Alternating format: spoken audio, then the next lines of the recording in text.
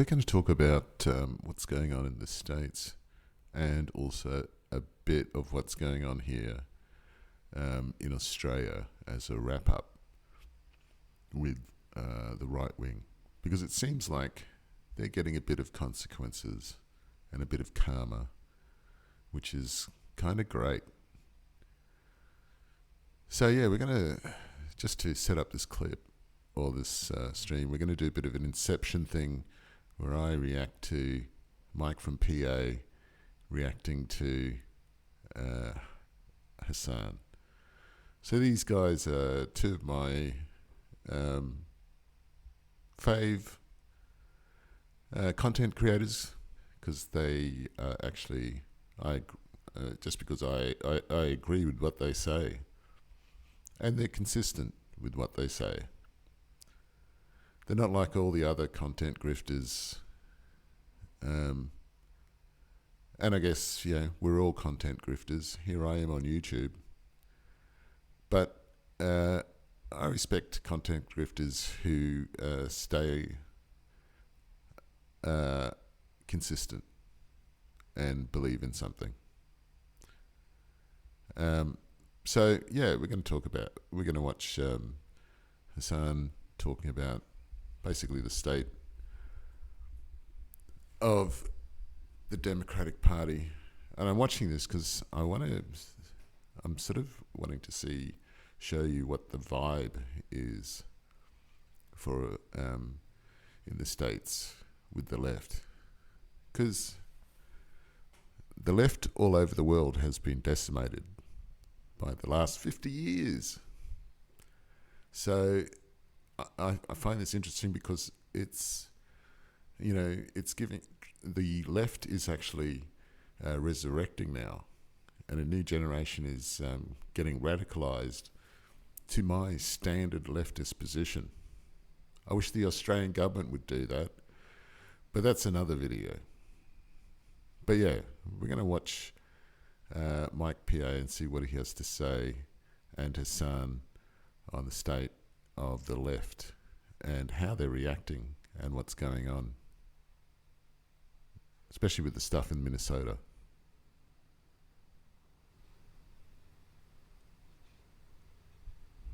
Shame to be a right-winger. I need to do more schadenfreude. We need to be more vicious. We need to make people feel like they're paying consequences for being a right-winger. That's why they complained about cancel culture so much, because it was the only time in history where people felt like if they said something up, people might get in trouble. What do you think of liberals who use instances such as this to demonstrate why leftists should have voted for Kamala Harris? I have no respect for them, because in this moment, if they are not out in the streets protesting against the Trump administration and using this as an instance to left bash when the left was objectively correct, when their criticisms were on Kamala Harris dropping the ball because they knew that this would happen, or at least in my circumstance, which is why I said Kamala Harris needed to be better at actually advocating for how this was going to happen, and she never did. Instead, she took a pro-border control stance, a pro-lethal military stance for some reason, and ended up losing because she was dancing around with Cheney and Dick Cheney. This was my point. And liberals who just did not recognize this reality for some weird reason coming. Chat, it's finally here. It's finally here. I am now 1 degree of separations from Brennan Lee Mulligan.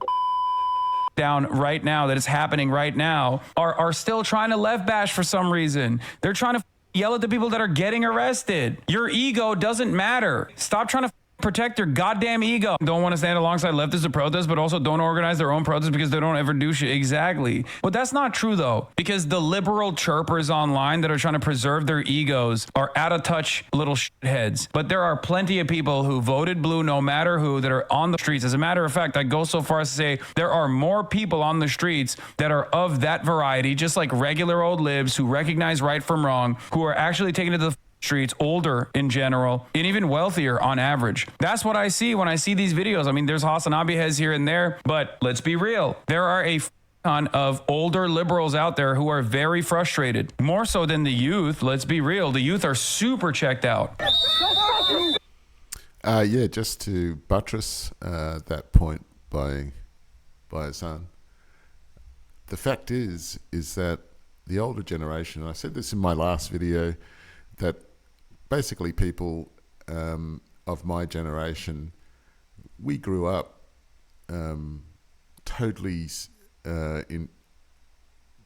totally growing up hating Nazis, because we're that generation that grew up with a whole bunch of war movies.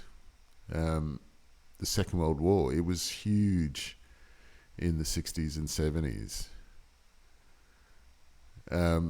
So that baby boomer generation and Generation X, all the Hollywood movies totally shitted on Nazis. And we really hate Nazis because we grew up with people who fought in the Second World War. That's our generation's parents and grandparents. And, you know, back then it was sort of like in the 70s, you know, 60s and 70s, basically the zeitgeist back then was that Nazis are scum and leftism was on the rise. And then the right got in, Ronald Reagan, you know the history, and that kind of destroyed, between Ronald Reagan and Margaret Thatcher, they destroyed the left worldwide and destroyed by breaking the backs of unions.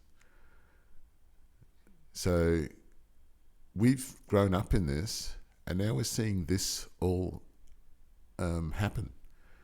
So I think, yeah, our generation, and there are a bunch of silent baby boomers and the sort of liberals who sort of like went, oh, well, you know, in the past, this is the way things are going. As it's gotten worse, people are pissed because we've lived it for 50 years. 50 fucking years. And people are pissed. No, pussy! Pussy, I'm talking to you, bitch! You're a fucking Nazi! You're a fucking Nazi! Another thing that's like totally f***ed up here is that the Democrats are not even capitalizing on this to win easy political points. Like, look at this. During the moment of silence, the Minnesota Timberwolves held before their game with the Cavs tonight. A fan yelled, "Go home ice," and everyone else started cheering. Understand something. This happened the night that Renee Good was shot and killed, right? By an ICE agent. If you want to understand how little the average person or even corporations give a shit about the administration's messaging on this, think about that. Okay. Oh, sorry. This is the day after. Think about that. The administration at this point have spent 24 hours calling Renee Good a domestic terrorist. So technically, if anybody actually took what the administration is saying seriously, what is going on here is doing a moment of silence for basically like ISIS, right? Like, we're talking about doing a moment of silence for a domestic terrorist. You realize that, right? Like, you understand that no one is actually taking what this administration is saying seriously. And this is yet another indication of that, because clearly they tried to go along with this, like, this person is domestic terrorist narrative, and no one gave a shit. Even corporations don't give a shit. The people clearly don't give a shit. Please join us in our own sides.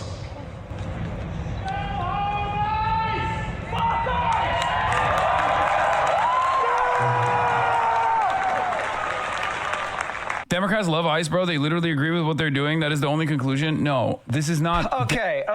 This is something that I've been saying for a long time, and everybody's finally getting to the word I've been saying. And I'm sorry for putting it like that. It's just very frustrating, because if you've been here, you know I've been saying it. You know what I've been saying? Number one, wine moms show you where the movement is. If you have wine moms on your side, it means that the community is supporting you. You know, like, that's just reality. Two, the average Democrat hates Republicans. They hate the Republicans more than you or I even. No, not me. I mean, I can't really even explain how much I hate Republicans. Like, if I'm not allowed to say it, I'll put it this way. I would be the leader of the American land reform movement. I want an American land reform movement. That is what I want. Okay. So when I say I hate Republicans, I don't mean like, oh, I dislike them. I mean, if I find out you're a Republican, we are going to have a bad time. Like, literally. When I find out someone is a conservative or a Republican near me, I immediately confront them and we begin having an uncomfortable interaction.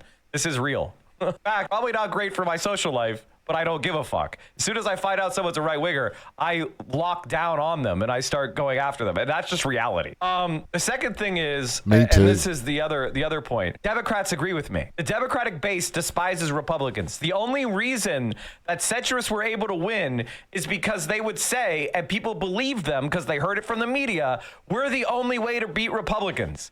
So people were doing self-sacrifice. When they voted for Hillary over Bernie, they weren't voting for Hillary or Biden over Bernie. They weren't voting for them because they liked them more. They were making a sacrificial move. They thought, I like Bernie, but we have to beat the Republicans. I hate the Republicans more. And because I hate the Republicans so much, I'm voting for these pieces of shit because I believe, because they were told through propaganda, that they're more electable. They're going to beat the Republicans. No Democrat is going like, yes, please, can we go? I love compromising. Oh, they think it's the only move. They've been taught it's the only move. But when you're actually asked you know what makes people popular? You know what makes left-wing grifters popular? Is when they are attacking Republicans unhinged. That's actually what liberals like. And leftists, unfortunately, online have taken vicious attack of Republicans to be a signal of being a liberal when it's not. And a lot of leftists, to be contrarian, have been like, oh, we should work with the populist right against the establishment, a bobbity blue.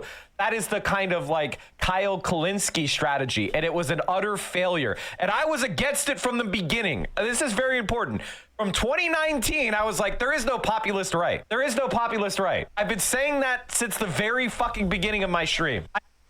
Sorry to interrupt, but yeah, and look now, Kyle Kalinske is moved basically to Mike from PA's position. I have never said we're going to work with the right wing or the populist right. I have never, ever believed in it. I've always made fun of it. I always criticized it. And I've always said the strategy that we should be pursuing is we're more viciously anti-Republican than anyone else. That is the strategy that will make the left a success. Listen, I don't hate Kyle. Kyle does a bit too much Schadenfreude. I'm sorry, I disagree. I think we need to do more. I need to do more Schadenfreude. We need to be more vicious. We need to make people feel like they're paying consequences for being a right winger. That's why they complain about cancel culture so much, because it was the only time in history where people felt like if they said something fucked up, people might they might get in trouble, and they didn't like that. That's why they whine about it. If you want to suppress the right, you need to make it even more harsh. People need to be fucking ashamed to be a right winger. That's how you know somebody's not from there. That's how you know somebody's not from Minnesota. That's how you know somebody's not from a place where it gets cold. Nobody runs like this on icy streets. Texan detected. If America ever fought a civil war, the amount of Southerners who would just be, they would be like Napoleon marching on Moscow when they tried to drive up to the north. They would get absolutely, they'd freeze to death. I'm sorry, we need more of that. We need more of that. That they're with it until they show us that they're willing to go out and take it to the streets, until they show us with their actual legislative line items that they're against ICE, that they want to take away ICE's funding, that they want to stop ICE, that they plan to punish ICE agents and this administration for doing all of this like unlawful fascist nonsense. They are complicit in this. But the Democratic voters themselves are not on board, okay? Please make no mistake. There are a lot of people out there who are lifelong blue down the line voters, blue no matter who voters, who are very frustrated with this. And not only are they very frustrated with this, but they're also waking up to the reality that the Democratic Party's representatives are not even representing their anger and frustration. That's precisely the reason why there is an unprecedented level of unpopularity for the opposition party at a time when there's an even higher level of unpopularity for the administration. That's the big difference. I said this earlier. Look, I said, I'm going to say it one more time. The liberals are waking up while the Dems are being weirdly timid here. No organizing, no party funds. It's the midterms too. I know I on the Dems a lot, but this is a totally new level of incompetence. Not even 2016 resistance liberalism. It's crazy. And I low key, I think AOC is also not doing enough. I think the problem that we have is that AOC is not connected enough to the real grassroots. And I feel like in part, this is my fault. In part, it is Hasan's fault. Like, we need to do a much better job with the platforms we have. I'm being dead serious. I'm not even kidding. Same thing. I blame Chapo as well. Like, there's a lot of large left-wing creators that need to do a better job of coordinating. And we need more politicians that are actually confident in the power of the left. We're not coordinated enough. Aesthetically doing things is like Gavin Newsom, for example. Gavin Newsom knows what time it is. He obviously is not going to be the change, right? Ridiculous, just as ineffective as, like, a Kamala Harris presidency would. He's basically just going to be the guy who siphons all of those voters who want some sort of change, right? He's going to siphon all of that angst and animosity that people feel towards the current administration, and his job is to just like mog people, right? That's basically all he's doing. He is not going to represent a serious change. He is not on board with any sort of significant change. He's not showing us that he's on board with any significant change. He's just simply doing like posts on Twitter. Like, that's the two options that we have in the Dem leadership and the future of the party right now, is the Bernie-crats not actually really stressing the importance of the moment, not actually coming out and swinging and saying like, hey, this is illegal. We will punish these people. You need to remember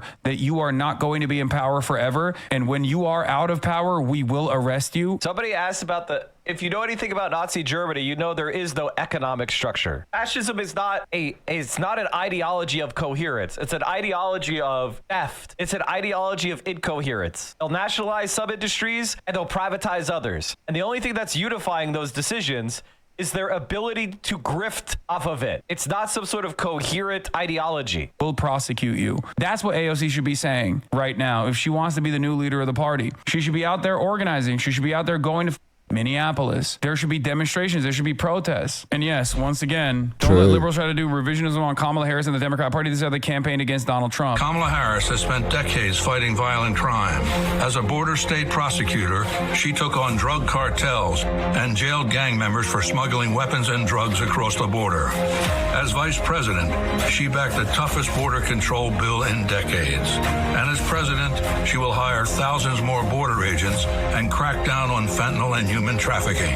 I'm Kamala Harris, and I approve this message. Here's the thing, like, we need a Jean-Luc Mélenchon. That's it. We need a Mélenchon. If there was a Mélenchon-style Democrat right now, they would be cleaning the goddamn table. If there was a fighter who wasn't just like doing posts, okay, who wasn't just like aesthetically posturing against the administration like Gavin Newsom, but actually putting their body on the line. And the closest we have to that, unfortunately, to admit here is Ro Khanna. Biden and Obama increased ICE funding, and Kamala Harris ran on being tougher on the border than Trump. If we are going to get change, we can't lie about the Democratic Party's complicity. Hey, it's me. Who's this incredibly intelligent man on the stream? I didn't even know when I clicked this video. I didn't even know they were going to be stealing jacking my takes. I didn't even know. Also, this is the inception moment.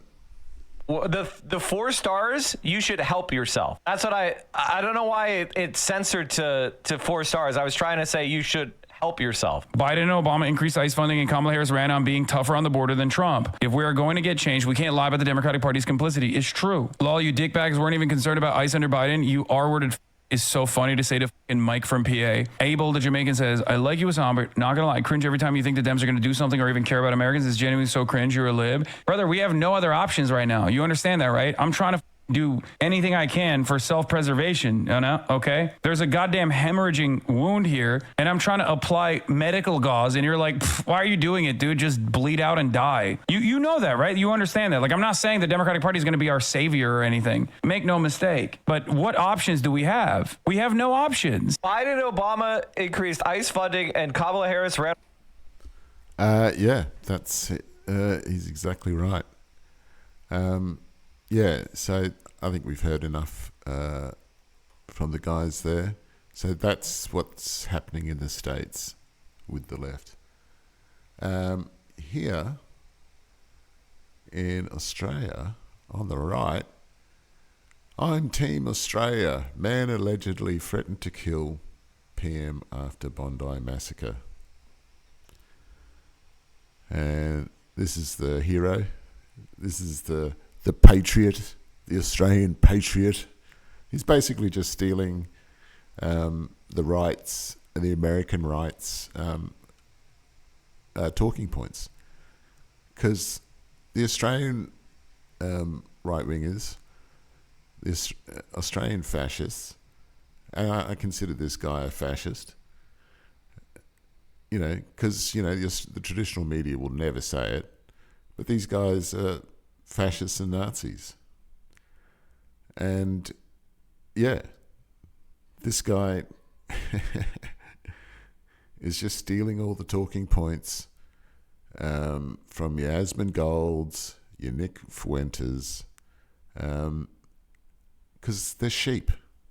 They just want to bootlick the empire, whether it's the British Empire in my generation or now it's the American Empire. But here we go. Man allegedly threatened Prime Minister Anthony Albanese and has ranted outside court, insisting he is Team Australia and called the media scavengers. 43-year-old guy. So he's accused of using a carriage service to threaten, harass, or intimidate. And tape from grey stains in Sydney's west allegedly made threats towards a federal parliamentarian, the Australian Federal Police said earlier on Wednesday. Quote, the AFP's National Security Investigation NSI team received a report on 16th December 2025 from the parliamentarian's office regarding phone calls they had received. So this dickhead actually called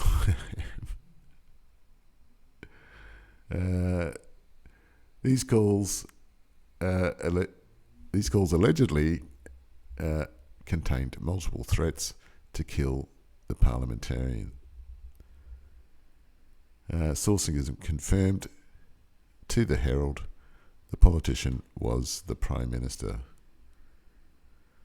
So this guy's going to get the book thrown at him because they'll make an example of him, rightfully so, because these right-wing scum are getting too arrogant.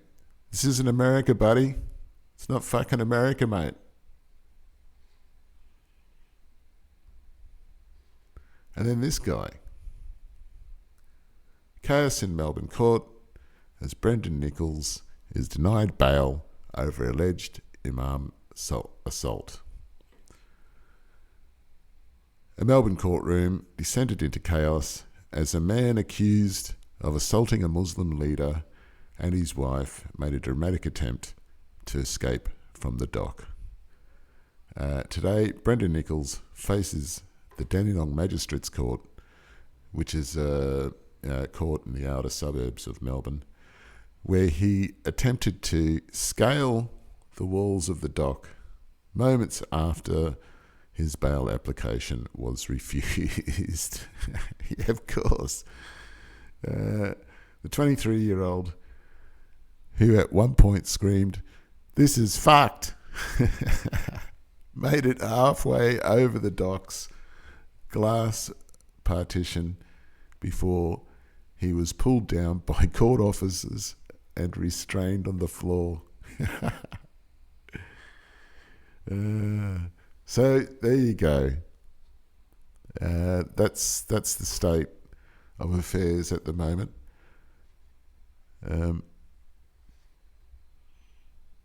So yeah, that's the world we live in. And I'm glad it's happening to the right. I'm glad that they're suffering at the moment here in Australia because they're garbage idiots. They are the biggest dullards on the face of the planet, and they deserve ridicule and harassment, and they deserve to get humiliated. And yeah, on that note, look, that's going to do it for me. If you made it this far, like and subscribe, and I'll see you in the next one.